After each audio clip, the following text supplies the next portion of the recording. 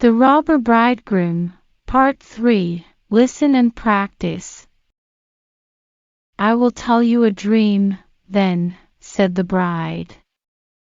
I went alone through a forest and came at last to a house. Not a soul could I find within, but a bird that was hanging in a cage on the wall cried, turn back, young maiden fair, linger not in this murderer's lair." And again a second time it said these words, "My darling, this is only a dream." I went on through the house from room to room, but they were all empty, and everything was so grim and mysterious. At last I went down to the cellar, and there sat a very, very old woman, who could not keep her head still.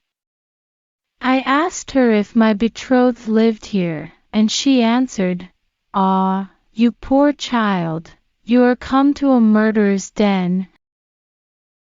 Your betrothed does indeed live here, but he will kill you without mercy and afterwards cook and eat you.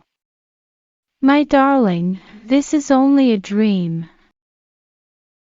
The old woman hid me behind a large cask, and scarcely had she done this when the robbers returned home, dragging a young girl along with them. They gave her 3 kinds of wine to drink, white, red, and yellow, and with that she died. My darling, this is only a dream. Then they tore off her dainty clothing, and cut her beautiful body into pieces and sprinkled salt upon it. My darling, this is only a dream.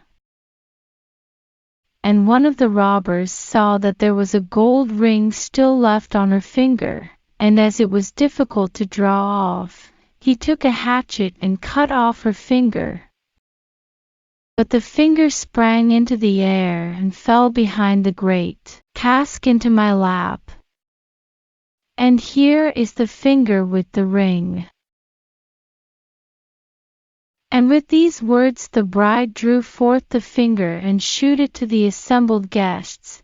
The bridegroom, who during this recital had grown deadly pale, up and tried to escape, but the guests seized him and held him fast.